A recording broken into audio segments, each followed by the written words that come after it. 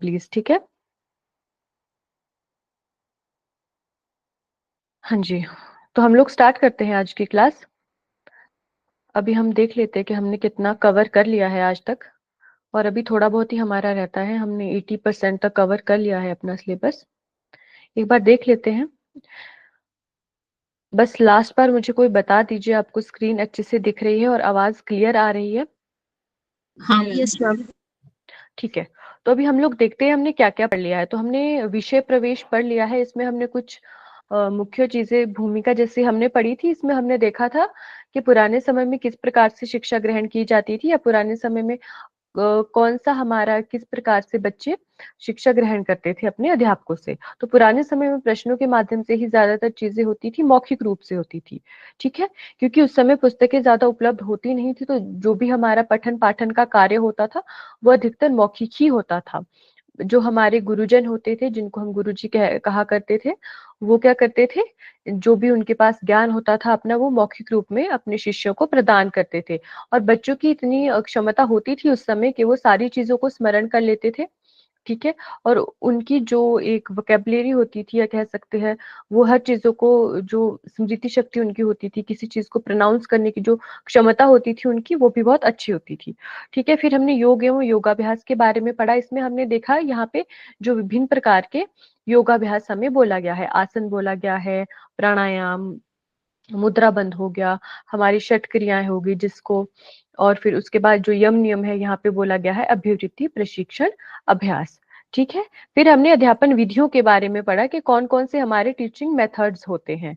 हमने विभिन्न प्रकार की विधियों के बारे में यहाँ पे जानकारी ली। फिर जो हमने अध्याय पढ़ा था चौथा, उसमें था अध्यापन विधियों के स्रोत। विभिन्न प्रकार के जो स्रोत है उसके बारे में हमने इसमें पढ़ा था। इसमें हमने सिद्धांत भी पढ़े थे, जैसे हमारे शैक्षणिक सिद्धांत हो गए, शरीर संरचना से संबंधित सिद्धांत हो गए, इस प्रकार के। ठीक है। फिर हमने कक्षा प्रबंधन पढ़ा था, क्लास मैनेजमेंट पढ़ा था कि किस प्रकार से क्लास को मैनेज किया जाना चाहिए एक अध्यापक के द्वारा। या अगर हमें किसी प्रकार की समस्या देखने को मिलती है, हमारे पास ऐसे छात्र या छात्राएं उपलब्ध हो कक्षा में जो क्या करते हैं कि समस्या उत्पन्न कर रहे हैं, तो उनको किस प्रकार से मैनेज करना है उसके बारे में हमने पढ़ा। फिर हमने देखा योग में अध्यापन साधन तथा इसका महत्व। जो हमारे टीचिंग एड्स होते हैं उसके बारे में हमने ध्यान से पढ़ा कि कौन कौन से टीचिंग एड्स होते हैं। जैसे जो मुख्य हमने देखा था दृश्य श्रव्य, कि हमें ज्यादा से ज्यादा लोगों की सेंसेस इस्तेमाल करनी है बच्चों की, ताकि वो चीजों को कम समय में याद कर सके, समझ सके और उसको लंबे समय तक अपने दिमाग में बिठा कर रख सके। ठीक है। फिर उसके बाद हमने लास्ट में पढ़ा था योग प्रशिक्षण में प्रश्न पूछने की कला और विज्ञान। ये सारे अध्याय हमने 7 अध्याय पूरे पढ़ लिए हैं। ठीक है। अभी हमारे 2 बचते हैं, पाठ नियोजन और योगाभ्यास अध्यापन पाठ। पाठ नियोजन में हम लोग क्या पढ़ेंगे? पाठ नियोजन में हम पढ़ेंगे जो हमारी लेसन प्लानिंग होती है वो किस प्रकार से होनी चाहिए और कैसे कैसे हमें बच्चों को करवाना है। फिर हम लास्ट में ये देखेंगे योगाभ्यास अध्यापन पाठ। इसमें आपको बस एक लेसन प्लान का उदाहरण दिया गया है, बहुत सारे उदाहरण दिए गए हैं किस प्रकार से आप लेसन प्लानिंग कर सकते हैं, ये भी हम देखेंगे। तो ये हमारा 2 दिन में कंप्लीट हो जाएगा। और फिर जब हमारा तीसरा दिन होगा, लास्ट क्लास जिस दिन हम रखेंगे, उस दिन हम क्लास में ही क्वेश्चन आंसर का रिवीजन करेंगे। ठीक है। मतलब आपको क्वेश्चन में दूंगी, जिसे स्क्रीन पे पीपीटी बना के फिर आप लोग उसका आंसर करेंगे। ठीक है। तो अभी शुरू करते हैं। आज जो हमें पढ़ना है, आज हमें अपना 8वां अध्याय पढ़ना है, यानी पाठ नियोजन के बारे में हमें पढ़ना है कि किस प्रकार से हमें जो एक पाठ बनाना है कैसे बनाना है। ठीक है।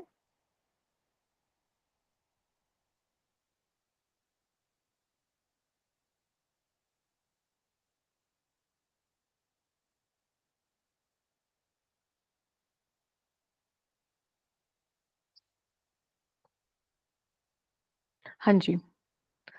तो ये है हमारा 8वां अध्याय, जिसका क्या नाम है? पाठ नियोजन।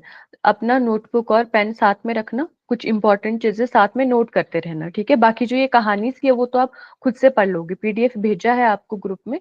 तो जो आपको लगेगा कि ज्यादा ऐसा नहीं है, कि जो ज्यादा समझने वाला नहीं है, उसको आप छोड़ सकते हो, उसको आप डायरेक्ट पीडीएफ से पढ़ लेना। ठीक है। तो शुरू करते हैं। इसमें बोला ही जा रहा है कि अध्यापन का हेतु क्या होता है? छात्रों में अच्छे परिवर्तन करना होता है। अध्यापन यानी टीचिंग। कि टीचिंग जो हमारा टीचिंग का कह सकते हैं कि एम क्या हो सकता है, एम ये हमारा यही होगा। टीचिंग हमारी तभी होगी जब छात्र कुछ सीखेगा और उसमें अच्छे परिवर्तन आएंगे।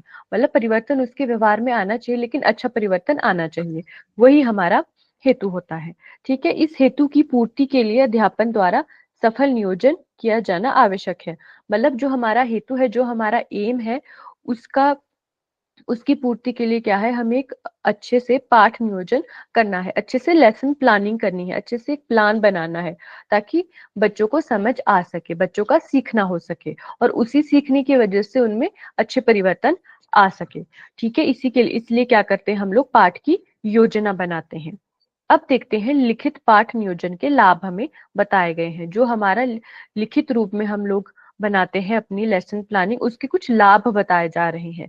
इनको आपको ध्यान में रखना है, इससे प्रश्न पूछा जा सकता है। ठीक है, कि इसके लाभ क्या क्या है। तो पहला क्या बोला जा रहा है, इससे अध्यापक को अपने विचारों को गठित करने में सहायता मिलती है।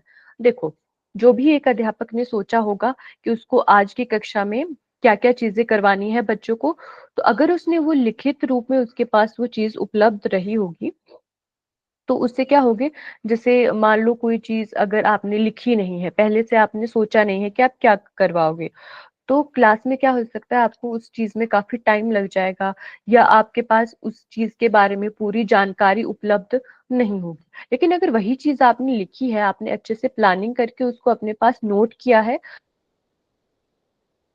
जो आपने सोचा होगा वो एक जगह रहेगी, उससे आपका उस चीज के बारे में ज्ञान भी आपका बढ़ेगा और आप बच्चों को भी अच्छे डीप नॉलेज दे पाओगे किसी भी विषय के बारे में। फिर इससे अध्यापक का आत्मविश्वास बढ़ता है और वह मार्ग विचलन से बचता है। देखो, आत्मविश्वास तो बढ़ेगा ही अगर आपने पूरे अच्छे से तैयारी की है। मान लो, अपना उदाहरण ले लो, अगर आप लोग यूजीसी नेट की परीक्षा या कोई अन्य परीक्षा भी देते हो, कॉलेज में आपने दिया होगा, यूनिवर्सिटी में दिया होगा, तो अगर आपने तैयारी अच्छे से की हो पहले से, तो उससे क्या होता है, आपका कॉन्फिडेंस बढ़ता है। तो वैसा ही अध्यापक के लिए बोला गया है, अगर अध्यापक ने पूरी तरह से पाठ की तैयारी की होगी तो उसका भी आत्मविश्वास बढ़ेगा और मार्ग विचलन से बचेगा। तो अध्यापक का कैसे मार्ग विचलन हो सकता है, देखो, अगर हम लोग जैसे आज की बहुत दिनों बाद आज जैसे हमारी क्लास लगी है, ठीक है, तो मैं ऐसे ही आ जाऊं मुंह उठा के क्लास में, तो फिर मैंने अगर वो चीज पढ़ी नहीं है, तो मैं आपको कैसे बताऊंगी, मैं भटक जाऊंगी। मुझे कोई चीज मान लो क्लियर नहीं हो रही है, तो मैं उससे आपको अच्छे से करवा नहीं पाऊंगी, अच्छे से समझा नहीं पाऊंगी, डीप नॉलेज नहीं दे पाऊंगी किसी भी चीज के बारे में। ठीक है, तो वही है। लेकिन अगर मैं अच्छे से पढ़ के आई हूँ, अच्छे से तैयारी करके आई हूँ, तो ये सारी चीजें नहीं होगी। ठीक है, फिर अध्यापन प्रक्रिया और उद्देश्यों को मन में रखने में सहायता मिलती है, कि जो हमारी प्रक्रिया है, अध्यापन की प्रक्रिया और जो हमारे उद्देश्य है, कि मान लो हमने देखो, मान लो आज हमें किसी बच्चे को करवाना है, हमें सूत्र नीति के बारे में, पहले हम उसको पढ़ाएंगे उस चीज, उसके बाद प्रैक्टिकल करवाएंगे।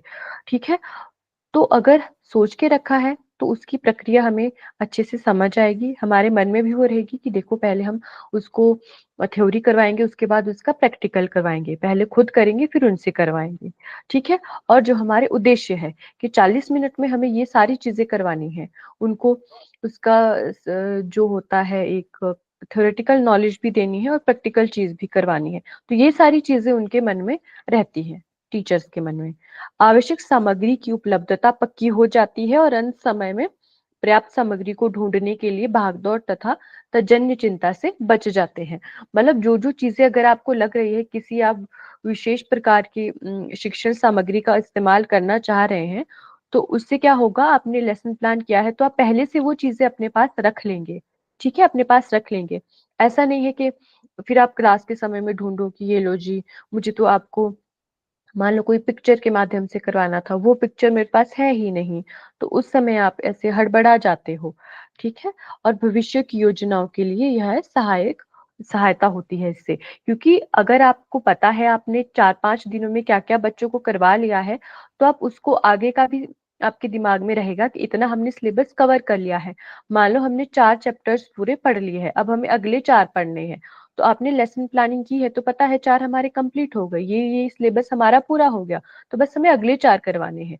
तो उसकी हमें किस प्रकार से योजना बनानी है, ये सारी चीजें हो जाती है। तो ये हो गए हमारे पाठ नियोजन के लाभ। ठीक है, कि क्या क्या इसकी इम्पोर्टेंस है टीचर के लिए।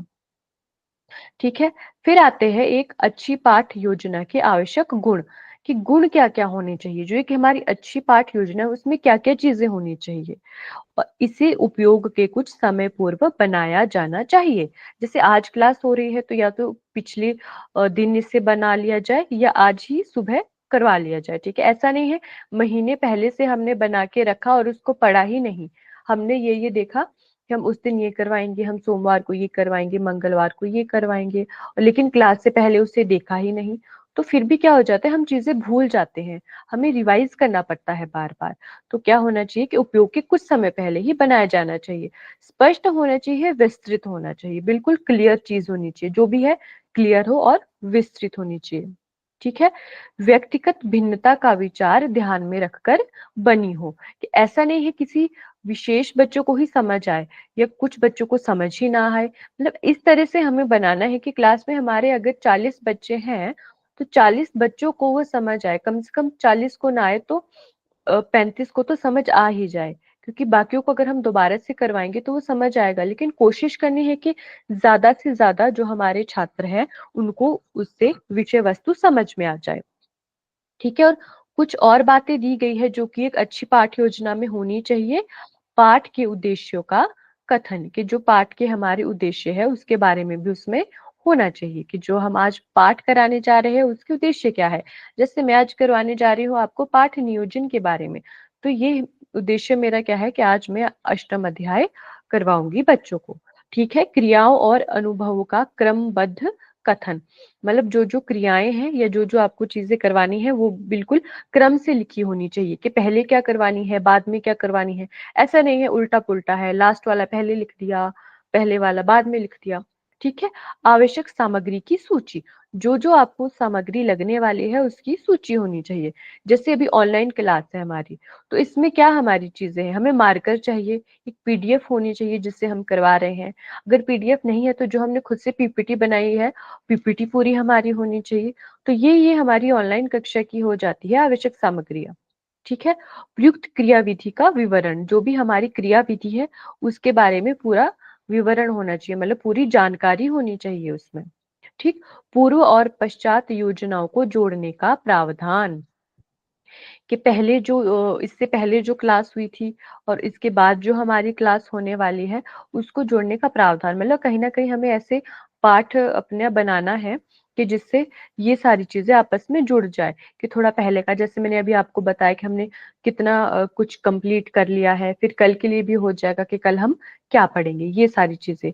और पाठ के अंत में अध्यापक द्वारा की गई टीका टिप्पणी देने का प्रावधान, कि जब हमारा पाठ पूरा हो जाता है उसके बाद अंत में, जैसे हम कह सकते हैं एक समरी टाइप समझ सकते हैं इसको, कि एक समरी दे दी बच्चों को कि जो जो हमने आज पढ़ा।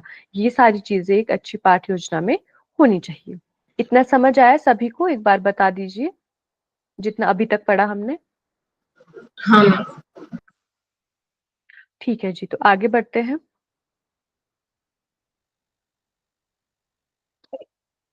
फिर क्या बोला जा रहा है, अध्यापक के लिए जिस किसी विधि को प्रयुक्त किया जाए वह हेतु और अपेक्षित परिणामों से मेल खाने वाली हो, उपलब्ध विधियों में सर्वोत्तम हो एवं सिखाई जाने वाली क्रिया से समायोजित हो।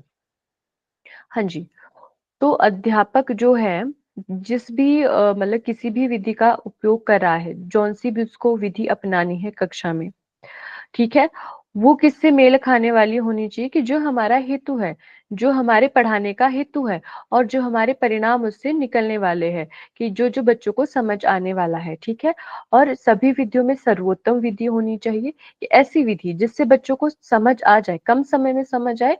कम समय में समझ आने का मतलब ये नहीं है भूल भी जाए कम समय में, मतलब कम समय में समझ आए लेकिन वो अधिक समय तक उनके दिमाग में रहे। ठीक है, और सिखाए जाने वाली क्रिया से समायोजित हो, मतलब जो उसको क्रिया सिखाई जानी है, जो बच्चों को क्रिया सिखाई जानी है उससे वो जुड़ी होनी चाहिए। ठीक है, समय स्थान और सामग्री की दृष्टि से वह संभव हो।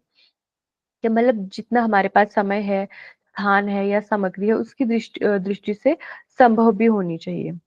ठीक है। अध्यापक में किसी विशिष्ट विधि का उचित उपयोग करने की कुशलता होनी चाहिए। मान लो कि कोई नई विधि है और अध्यापक को वो आ नहीं रही है, तो उससे क्या होगा, वो बच्चों को भी अच्छे से नहीं करवा पाएगा। तो मतलब कोई भी अगर विधि है, क्योंकि नई नई विधियां आती रहती है, ठीक है, नई नई कह सकते हैं, नई नई खोज होती रहती है। तो अध्यापक के लिए कोई चीज ऐसा है, कोई पुराने समय से पढ़ा रहा है, तो उसको अभी की विधि अगर नहीं आ रही है तो वो उसको सीखे, उसके बाद करवाए। ठीक है। छात्रों को विधि का हेतु तथा अनुस्थापन बताया जाना चाहिए। मतलब बच्चों को बताना है कि आज हम अगर ये चीज कर रहे हैं तो उसका हेतु उनको बताना है कि आपको इससे ये समझ आएगा, और उसका अनुस्थापन भी बताना है। यौगिक पाठ का तत्काल उद्देश्य किसी यौगिक अभ्यास की प्रस्तुति और क्रिया विधि है। ठीक है। मतलब जो हमारा यौगिक पाठ होता है, ये तो सामान्य और विषय की बात भी हो गई, लेकिन जो हमारा यौगिक पाठ होता है, ठीक है, क्योंकि हम योग से जुड़े हैं, तो उसके बारे में क्या है, उसका उद्देश्य क्या होता है, किसी योग अभ्यास की प्रस्तुति और क्रियाविधि। मतलब कोई अगर हम आसन बता रहे हैं तो उसको प्रस्तुत किस प्रकार से किया जा रहा है और उसको करते कैसे कैसे है, उसके स्टेप्स क्या क्या है, पहले क्या करना है, बाद में क्या करना है। ठीक है।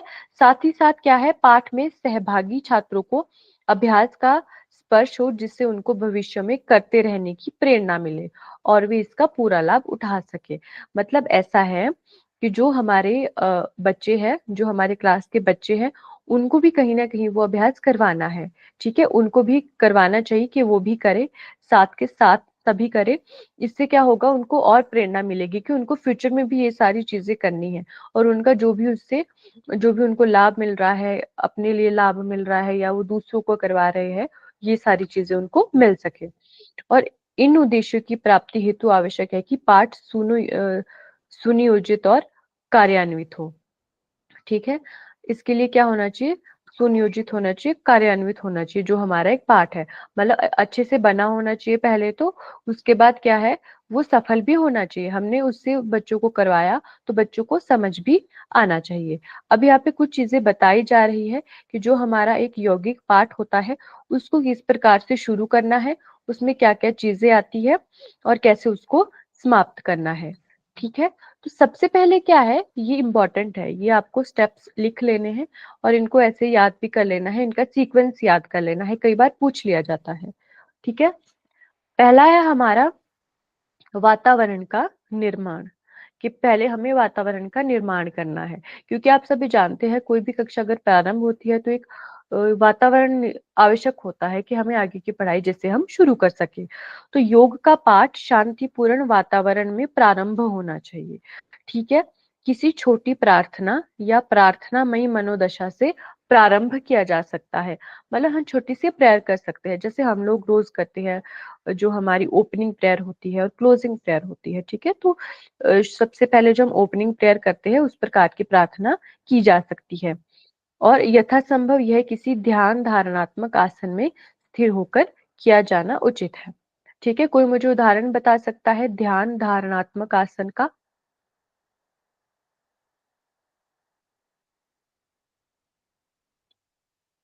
आवाज आ रही है मेरी? ध्यानात्मक आसन मतलब पद्मासन वगैरह। हाँ जी, वेरी गुड। जैसे जिस जिस आसन में हम ध्यान कर सकते हैं, वो होते हैं हमारे ध्यान धारणात्मक, हमने पढ़ा था पीछे। ठीक है। तो मतलब हो सके तो हम ध्यान धारणात्मक आसन में बैठकर ही अपनी जो ओपनिंग प्रेयर है उनको करें। ठीक है। और किसी उपयुक्त संरचना में छात्रों को बिठाया जाए। मतलब कोई अच्छे से हमें बच्चों को बिठाना है, हमने उनको पंक्ति में बिठा दिया या एक अर्धचंद्राकार स्थिति में बिठा दिया, मतलब ये डिपेंड करता है कि कितने बच्चे हैं क्लास में, उस हिसाब से हमें बच्चों को बिठाना है। ऐसा नहीं है कुछ बच्चे खड़े हैं, कुछ बैठे हैं, मतलब अच्छे से एक जैसे एक कक्षा होनी चाहिए वैसे ही बच्चों को बिठाना है।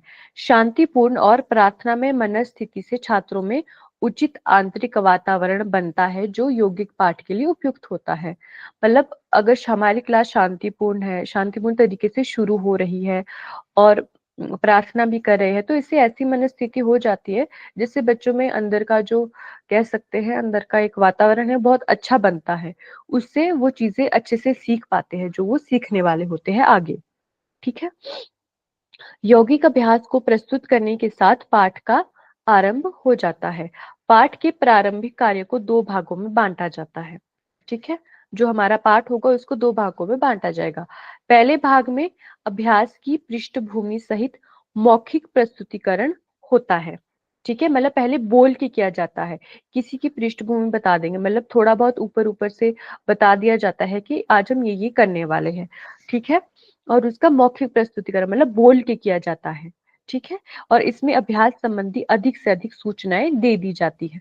मतलब शुरू में ही बता दिया जाता है काफी कुछ। जैसे हम बता सकते हैं, मान लो हमें करना है मंडूकासन। ठीक है, तो उसके बारे में बता देंगे कि मंडूकासन ऐसे ऐसे होता है। हम उसके अधिक सूचनाएं क्या दे सकते हैं, जैसे उसके लाभ के बारे में हमने बता दिया, हानियों के बारे में बता दिया, किनको नहीं करना चाहिए, किनको करना चाहिए, ये चीजें बता दी। ठीक है, इससे क्या होता है, छात्रों में रुचि उत्पन्न होती है और प्रेरणा के लिए ये आवश्यक होता है। ठीक, अध्यापक की अभ्यास संबंधी जानकारी और उसे प्रस्तुत करने की कुशलता पर यह निर्भर करता है कि पाठ कितना अधिक रोचक और प्रेरक बने। मतलब क्या है, यही बोला जा रहा है कि जो हमारा पाठ अगर हम शुरू करेंगे तो उसको दो भागों में, पहला जो होगा वो हमारा बोल के होगा, मतलब मौखिक प्रस्तुति होगी, और ज्यादा से ज्यादा इसमें सूचनाएं हम देंगे। इससे क्या होगा, बच्चों का इंटरेस्ट बना रहता है क्लास में। और ये सारी चीजें डिपेंड करती है अध्यापक पे कि वो किस प्रकार से ऐसी जानकारी बच्चों को देता है। ठीक, आगे बढ़ते हैं। दूसरा जो हमारा पॉइंट है वो क्या है, पहले तो हमने वातावरण का निर्माण कर लिया, सॉरी तीसरा हो गया ना ये,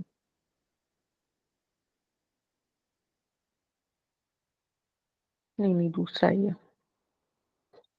अच्छा, दूसरा ये है हमारा, इन्होंने ये छोटा लिखा है, ये बोल्ड लेटर्स में नहीं है।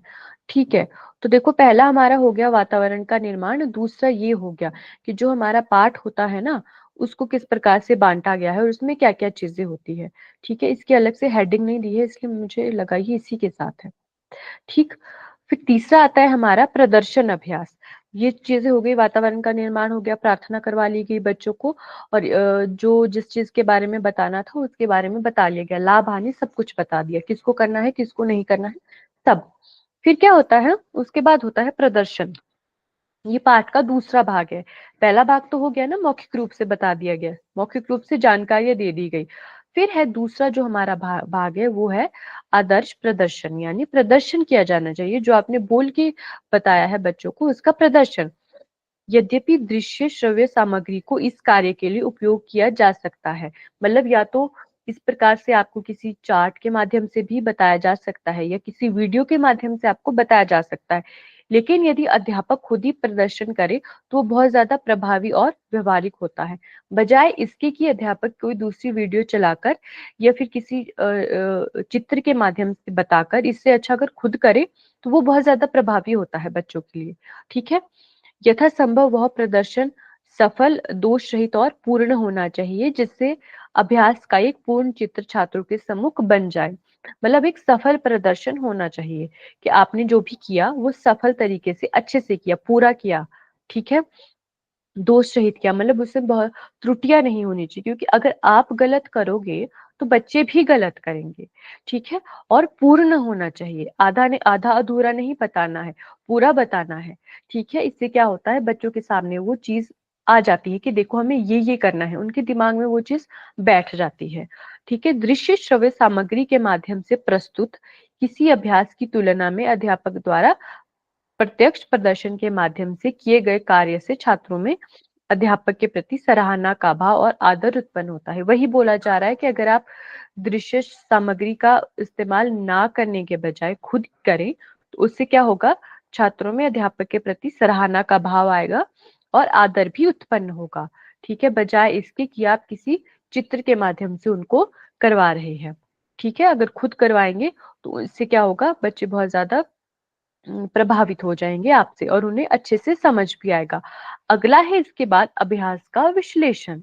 ठीक है, प्रार्थना हो गई, मौखिक रूप से बता दिया, प्रदर्शन कर लिया, अब अगला क्या होगा, अगला होगा अभ्यास का विश्लेषण करना है। ठीक है, एनालाइज करना है। योगाभ्यास के पूरे प्रदर्शन से एक सर्वसाधारण चित्र बनने में सहायता होती है, परंतु यह क्रियाविधि की विस्तृत अवस्थाओं का परिचय देने में पर्याप्त नहीं होगा, क्योंकि इसके लिए अभ्यास का विश्लेषण आवश्यक है। क्या बोला जा रहा है? मतलब जो हमने क्रियाविधि उनको बताई, एक तो बोल के बताया, फिर करके बताया, तो इससे जो एक अभ्यास है हमारा, एक पूरा एक योगाभ्यास है, कुछ चीजें रह ही जाएगी फिर भी। तो इसके लिए क्या है, उसका विश्लेषण आवश्यक है। छोटी-मोटी चीजें जो और है लेकिन छोटी है, इंपॉर्टेंट चीजें हैं, उसके लिए हमें एनालाइज करना है किसी भी अभ्यास को। क्रियाविधि की अंतर्दृष्टि उसके विविध भागों के विश्लेषण से और अंत में उनके प्रदर्शन से ही प्राप्त होगी।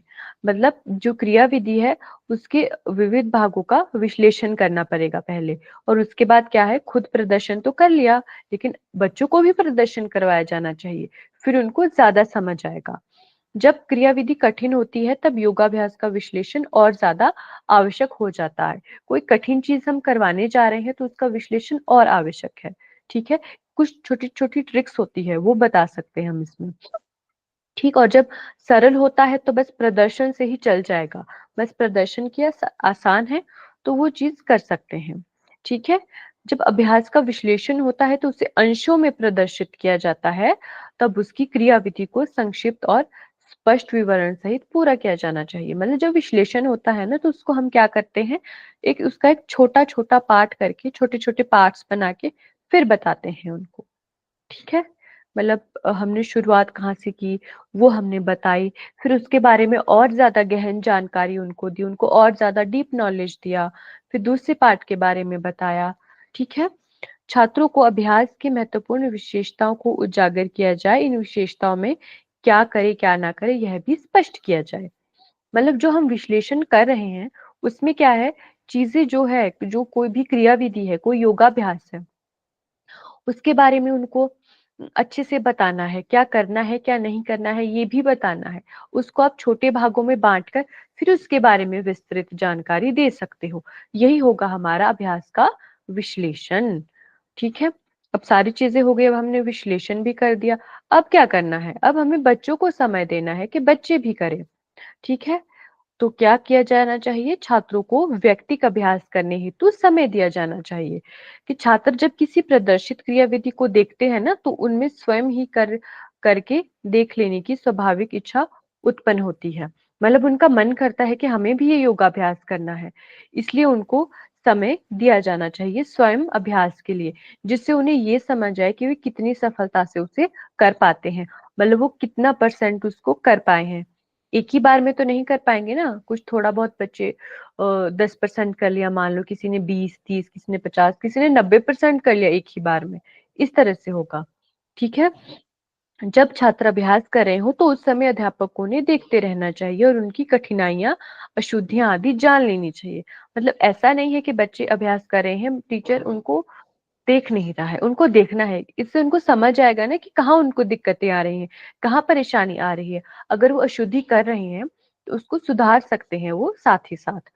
इससे उसे उन स्पष्ट अशुद्धियों को सुधारना चाहिए जो हानिकारक हो, और प्राय की जाने वाली उन अशुद्धियों को छात्र के ध्यान में लाना चाहिए कि ऐसा है जिससे आपके शरीर को नुकसान पहुंच सकता है। ऐसी जो अशुद्धियां करते हैं ना, वो उनको अच्छे से बता देना चाहिए कि आप गलत कर रहे हो, उनको सुधारना चाहिए।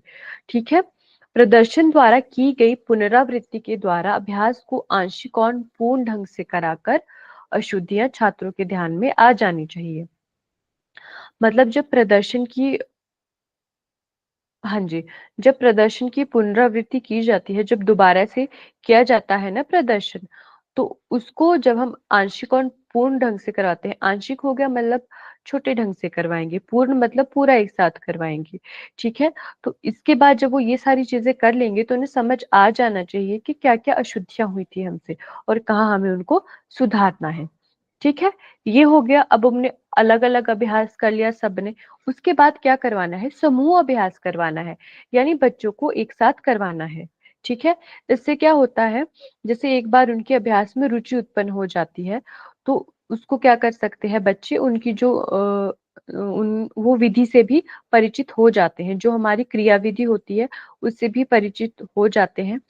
इसके बाद क्या कर सकते हैं, पूरी कक्षा को अपने मार्गदर्शन में औपचारिक रूप से एक साथ अभ्यास करने को कहा जा सकता है। ठीक है? कि बच्चों ने टीचर को भी अभ्यास करते हुए देख लिया, उन्होंने खुद से भी प्रैक्टिस कर ली। ठीक है? अब क्या कर सकते हैं वो, क्योंकि इससे क्या हो गया, बच्चों में रुचि उत्पन्न हो गई ना, उन्होंने खुद से किया तो उनमें और ज्यादा रुचि उत्पन्न होती है। तो फिर क्या कर सकते हैं वो, कि सारे जो हमारा एक पूरा ग्रुप है, जितने भी हमारे बच्चे हैं क्लास में, उनको एक साथ करवा सकते हैं। ठीक है। सामूहिक सहभाग से छात्र को अपने कार्य की कल्पना अन्य सहभागियों की तुलना में आ जाएगी। मतलब जब एक साथ बच्चे करेंगे तो उनको समझ आ जाएगा कि उनमें कहाँ कमी रह रही है, या उनके जो साथी है वो कितना कर पा रहे हैं किसी चीज को। ठीक है। तो इसलिए जो हमारा समूह अभ्यास है वो भी आवश्यक है, लेकिन ये बाद में करवाना है, पहले अलग अलग बच्चों को करने देना है अपने तरीके से। फिर आता है हमारा अशुद्धि सुधार। एक तो हमने उनका अशुद्धि सुधार कब किया, बीच में जिस टाइम वे अपना अपना अभ्यास कर रहे थे। एक हमें अशुद्धि सुधार कब करना है, जब हमारा समूह अभ्यास होता है, हम ग्रुप प्रैक्टिस करवाते हैं, उसके बाद छात्रों द्वारा समूह में अभ्यास करने से अध्यापक को यह ज्ञात होगा कि कहाँ पर अशुद्धियां होती हैं और कहाँ पर सुधार की आवश्यकता है। जैसे वो लोग ग्रुप प्रैक्टिस करेंगे, उसके उनको समझ आएगा कि कहाँ पे हमें सुधार की जरूरत है। ठीक है। इससे व्यक्तिगत रूप से ध्यान देने पर लगने वाला समय बच जाता है ना। और अध्यापक इस प्रकार अशुद्ध अभ्यास करने वाले छात्रों पर अपना ध्यान केंद्रित कर सकेगा। अगर बच्चे ग्रुप में प्रैक्टिस कर रहे हैं तो वो एक साथ करेंगे ना, शुरुआत कर रहे हैं तो वो एक साथ करेंगे, तो आपको समझ आ जाएगा कौन सा बच्चा गलत कर रहा है। तो आप एक साथ उनको बता सकते हो, बजाय इसके कि आप एक एक करके बता रहे हो कि अलग अलग बच्चे कर रहे हैं आप अपने तरीके से। ठीक। यौगिक अभ्यास मूलतः व्यक्तिक स्वरूप के होने के कारण को जब सामूहिक रूप से करते हैं तब व्यक्तिगत क्षमताओं को ध्यान में रखना चाहिए। क्योंकि जो हमारा यौगिक अभ्यास है सब अपने शरीर के हिसाब से करते हैं कि कौन कितने किसी आसन को किस तरह से कर सकता है। मान लो किसी की बैक बेंडिंग अच्छी है तो वो उस प्रकार के आसन अच्छे से करेगा, किसी की फ्रंट बेंडिंग अच्छी है तो वो उस प्रकार के आसनों को ज्यादा अच्छे से करेगा। तो हम इन चीजों का भी ध्यान रखना है कि सबकी अपनी अपनी क्षमताएं होती हैं। कुछ सारी चीजों को अच्छे से कर लेते हैं, कुछ किसी विशेष प्रकार के अभ्यासों को ही अच्छे से कर पाते हैं। ठीक है। फिर अगला क्या आता है हमारा, अगला हमारा आता है निर्देशन कार्य। सामूहिक अभ्यास में जब निर्देश दिए जाते हैं तब यह ध्यान में रखना चाहिए कि निर्देशों का हेतु अभ्यास की विविध अवस्थाओं के क्रम को सुझाना है। ठीक है। एक तो हमने शुरू में बता दिया था, जो हमने खुद से बोल के दिए थे, एक अध्यापक ने जो शुरू में उनको मौखिक रूप से उपदेश दिए थे वो तो हो गया, सॉरी निर्देश दिए थे, उपदेश नहीं। ठीक है। एक क्या है, जब सामूहिक अभ्यास के समय जो चीजें उनको बताई जाती है तो उनके जो विविध हमारी अवस्थाएं होती है किसी भी क्रियाविधि की, किसी भी यौगिक अभ्यास की, उसके क्रम को बताना है बच्चों को अच्छे से। ठीक है। अतः आदेशों या निर्देशों को बहुत मंद ताल से दिया जाना चाहिए ताकि अभ्यास करते समय झटकों को टाला जा सके और व्यक्तिगत क्षमताओं पर उचित ध्यान रह सके। मतलब ऐसा नहीं हमने जल्दी जल्दी बोला कि पहला स्टेप बोल दिया, फिर दूसरा जल्दी से बोल दिया, तीसरा बोल दिया। इससे क्या होगा, बच्चे ना एकदम से उलझ जाते हैं। अगर कोई चीज पहली बार करे तो वो उसमें उलझ जाएंगे। तो वो क्या कर सकते हैं कि कई बार झटके से उन्होंने अभ्यास कर लिया तो उससे उनको चोट लग सकती है। तो अगर आपको निर्देश देने हैं तो मतलब थोड़े ऐसे देने हैं, मंद मंद गति में देने हैं, बहुत ज्यादा फास्ट नहीं देने हैं। और औपचारिक ढंग से कार्य करने पर बल दिया जाना चाहिए। मतलब हमें औपचारिक ढंग से कोई भी कार्य करना है, बिल्कुल ऐसे गप्पो गप्पो में नहीं देने हैं।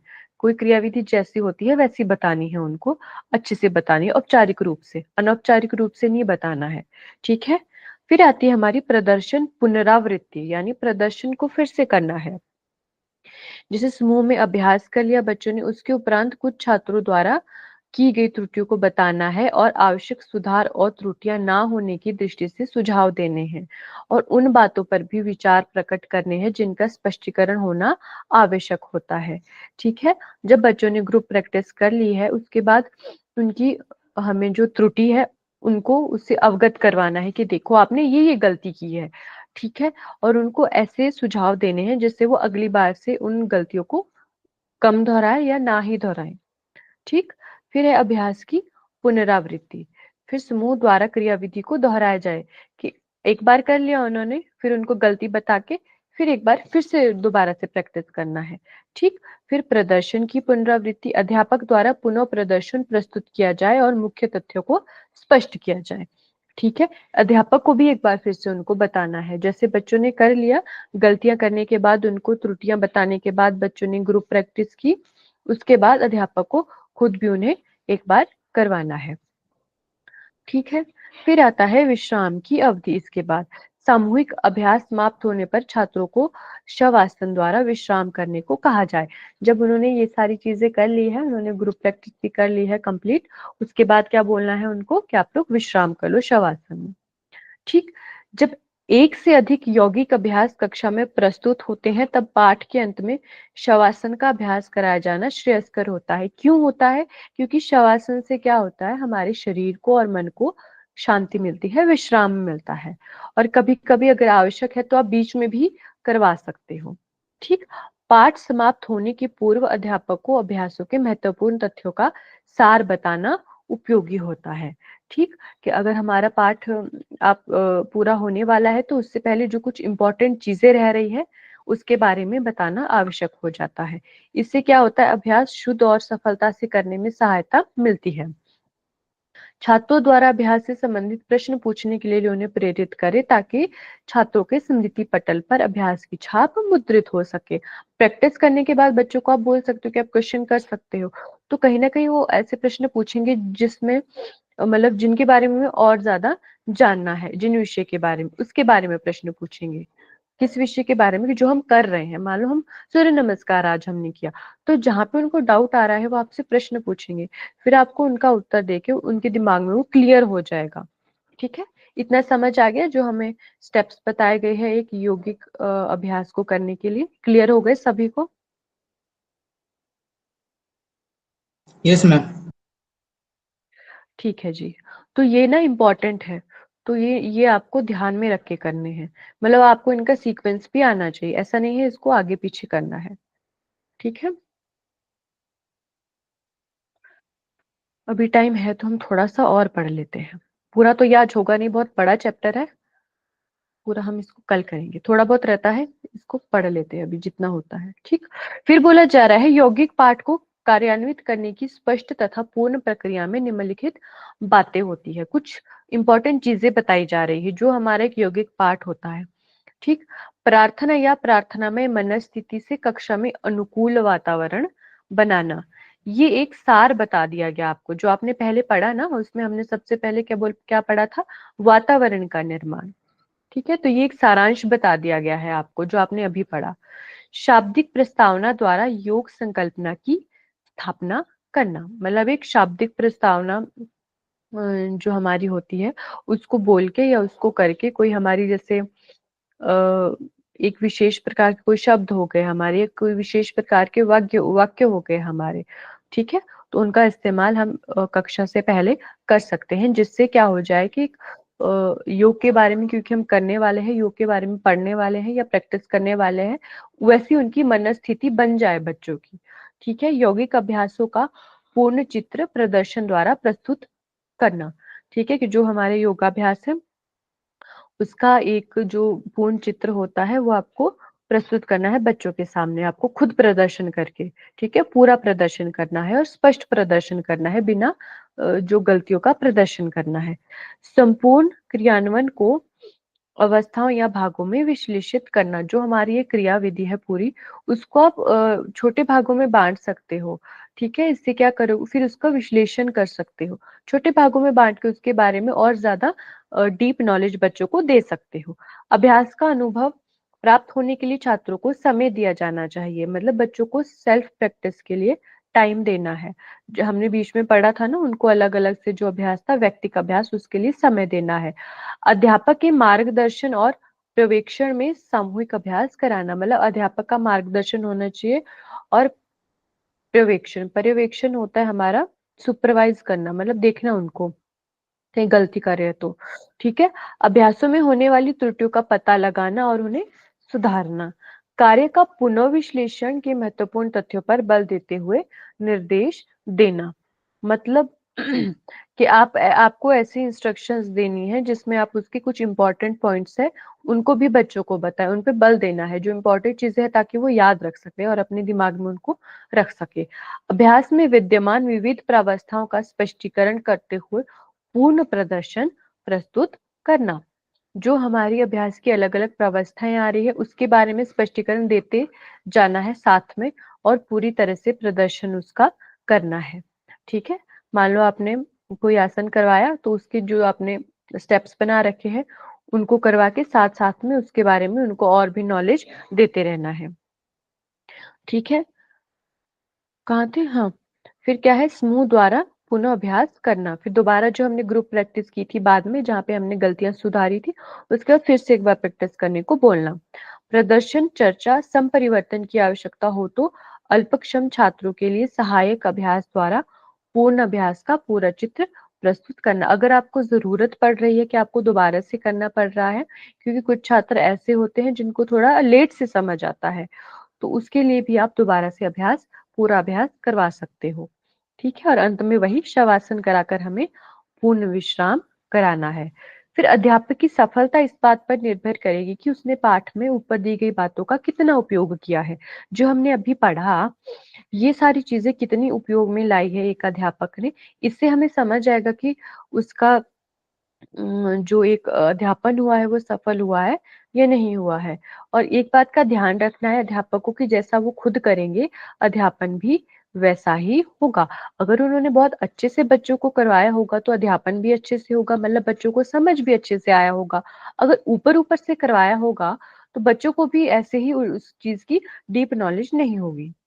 ठीक है, आगे क्या है, आगे बोला जा रहा है, ऊपर लिखे विचार उस यौगिक पाठ के संदर्भ में है जहां नए सिरे से अभ्यास प्रारंभ हुआ है। हाँ जी, इंपॉर्टेंट चीज जो ऊपर बोली गई है कि जो आप पहली बार करने वाले हो ना, नए सिरे से अभ्यास कोई कर रहे हो, उसके लिए है वो कि धीरे धीरे करवाना पड़ेगा ना, आपको बार बार कराना पड़ेगा, खुद भी दोबारा आपको प्रदर्शन करना पड़ेगा, बच्चों से भी बार बार प्रैक्टिस करवानी पड़ेगी। ठीक है, परंतु योग पाठ एक अभ्यास सत्र भी हो सकता है, मतलब एक प्रैक्टिस सेशन भी हो सकता है जो हमारा योग पाठ होता है। इस प्रकार के पाठ में क्या होगा, हमारे पूर्व में किए गए अभ्यासों को कराया जाता है। मतलब कल आज हमने कोई किया, आज हमने किया पश्चिमोत्तानासन, ठीक है, तो कल हम उसका एक प्रैक्टिस सेशन रखेंगे। तो उसमें ये जो स्टेप्स बताए ना यहाँ पे, वो नहीं करवाने हैं शुरू से, क्योंकि ये तो बोला गया है कि कोई चीज हम प्रारंभ कर रहे हैं, कोई नया अभ्यास करवा रहे हैं, ये उसके लिए है। अगर हम प्रैक्टिस सेशन रख रहे हैं तो उसमें बस प्रैक्टिस करवानी है बच्चों से। ठीक है, इन दो प्रकारों के योग पाठों में अंतर होना स्वाभाविक है, क्योंकि एक तो होगा जो पहली बार करवाया जाएगा, पहला हमारा, उसमें तो पूरा हमें नॉलेज देना पड़ेगा, जितने स्टेप्स बोले गए हैं उतना करवाना पड़ेगा। लेकिन दूसरा हमारा क्या हो सकता है, बस प्रैक्टिस, तो उसमें बस पुराना ही हमें रिवाइज करना है। ठीक है, पहले प्रकार के पाठ का मुख्य प्रयोजन क्या होता है, नए अभ्यास को विस्तृत क्रियाविधि सहित सीखना। मतलब नया जो अभ्यास हम सीख रहे हैं उसकी पूरी विस्तृत क्रियाविधि, मतलब छोटे से छोटी चीज, सांस लेना है, सांस छोड़ना है, कब सांस लेना है, कब सांस छोड़ना है, ठीक है, ये सारी चीजें मतलब विस्तृत विधि है, उसको पूरी अच्छी विधि उसको पता है। और दूसरे प्रकार का जो होता है, सीखी क्रियाविधि को करते रहने पर बल देना होता है, जिससे मूल क्रियाविधि ना भूले और उनसे होने वाले स्वास्थ्य के लाभ प्राप्त हो। मतलब कि जो हमने पहले किया उसको ही हमें रिवाइज करना है, जिससे हम उस चीज को भूले भी ना, और क्या होगा, जो हमें उससे लाभ मिलते हैं वो ही हमें मिलते रहे। ठीक, और अभ्यास युक्त योग पाठों में जो जो चीजें हैं उसके बारे में हमें अब पढ़ना है, कि जो हम प्रैक्टिस करते हैं वैसा जो हमारा योगा पाठ होता है उसमें क्या क्या चीजें होती है वो देखनी है हमें। किए गए योग अभ्यासों के समूह होते हैं, कि जो हमने पहले कर लिया वो सारी चीजें हमारे पास होती है। मान लो हमने 6 दिन आपकी कक्षा लगाई, तो हम 7वें दिन क्या कर सकते हैं, जो हमने 6 दिन में करा वो हम रिवाइज कर सकते हैं। ठीक है, ज्ञात क्रियाविधियों में से अर्थपूर्ण अभ्यास चुने जाते हैं, क्योंकि हम क्रियाविधि अगर कोई बताते हैं ना पहले, तो पूरा उसको डीप में बताते हैं। ठीक है, तो लेकिन जैसे जैसे आपको प्रैक्टिस करनी आ जाती है तो उसके हम छोटी छोटी चीजें उससे ले सकते हैं, मतलब बिल्कुल उसको शॉर्ट बना सकते हैं। ठीक है, प्रगमन के सिद्धांत पर आधारित एक क्रम है, यानी प्रोग्रेशन पर। ठीक है, यानी प्रगमन का सिद्धांत क्या था हमारा, सरल चीज पहले सीख कर फिर कठिन चीजें बाद में करवाना, वो ही था हमारा। यथासंभव योग अभ्यासों के लिए विविध समूह अधिकाधिक लाभ होने की दृष्टि से तान शिथिलीकरण श्वसन विधियां और ध्यान का उपयोग कर चुने जाते हैं। मतलब कि हम ऐसे अभ्यास चुनते हैं जिससे कि जो कोई प्रैक्टिस कर रहे हैं, जो कोई ग्रुप प्रैक्टिस कर रहा है या जो कोई क्लास प्रैक्टिस कर रहे हैं, उनको बहुत ज्यादा उनको लाभ हो सके उससे, ऐसे अभ्यास ही चुने जाते हैं। अभ्यास पाठ में अभ्यास पाठ में पूर्व में प्रस्तुत प्रकार के अनुसार शांतिपूर्ण वातावरण से प्रारंभ कर अंत में शवासन या ध्यान सहित शिथिलीकरण भी किया जाए, जिससे सहभागी छात्रों को चरम अनुभव मिल सके। मतलब शुरू तो हमने कर लिया था एक शांतिपूर्ण वातावरण से, लेकिन उनको लास्ट में क्या कर सकते हैं, शवासन करवा सकते हैं या ध्यान करवा सकते हैं। ठीक है। योग पाठ में ऊपर प्रस्तुत दो प्रकारों का मेल भी हो सकता है। मतलब हम नई चीज भी करवा सकते हैं उनको, या फिर पुरानी प्रैक्टिस भी करवा सकते हैं। ठीक है। अभ्यास पाठ का कुछ समय के लिए संचालन कर अध्यापक पूर्व में चर्चित प्रकार से मिलता जुलता नया अभ्यास प्रस्तुत कर सकता है। जिससे ऐसा कर सकते हैं कि कुछ मिलते जुलते हैं, जैसे हमारे वेरिएशंस होते हैं कुछ आसन के, तो हम वेरिएशंस क्लास में करवा सकते हैं। ठीक है। पूरे पाठ में योग अभ्यासगत समूह को ध्यानरत मन स्थिति पर बल दिया जाता है, या अंत में ध्यान ध्यान अभ्यास पर अधिक समय दिया जा सकता है।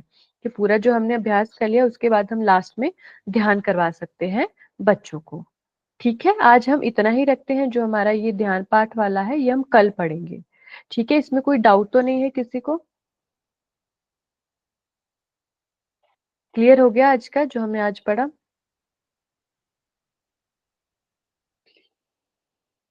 आवाज आ रही है मेरी? हाँ। जी समझ मैम। आ गया आपको जितना हमने आज पढ़ा?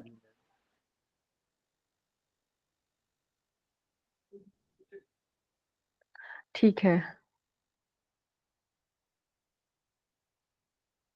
क्लोजिंग